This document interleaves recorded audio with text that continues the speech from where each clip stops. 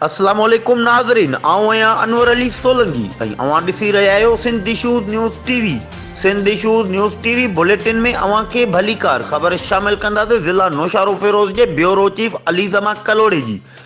पटीज़न में क़त्ल थियल मेडिकल जे शागिर्द हसनैन आराई क़त्ल केस जो हिकु मुख्य जवाबदार गिरफ़्तार। DSP नौशारो फिरोज़ जी पटीज़न में प्रेस कॉन्फ्रेंस। ख़बर मूजिब पटीज़न शहर में 5 महीना अॻु दुकान ते हथियारबंदनि जी फायरिंग में क़त्ल थियल मेडिकल जे शागिर्द हसनैन आराई क़त्ल केस सां बाबति DSP नौशारो फिरोज़ एजाज़ मेमण पटीज़न में प्रेस कॉन्फ्रेंस कई। उन मौक़े ते DSP नौशारो फिरोज़ एजाज़ मेमण चयो त DIG शहीद बेनज़ीराबाद पारां हसनैन आराई क़त्ल केस जो जवाबदार खे गिरफ़्तार करण लाइ टीम जोड़ी वई हुई, जंहिं टीम ज़िले सांगड़ जे शहर जाम साहब में छापा हणी क़त्ल जे हिकु मुख्य जवाबदार फारूक शर खे गिरफ़्तार कयो आहे ऐं अञा मक़तूल हसनैन आराई क़त्ल केस में 2 जवाबदार मंठार गोपांग ऐं रुस्तम शर फ़रार आहिनि, जिन जी गिरफ़्तारीअ लाइ कोशिशूं करे रहिया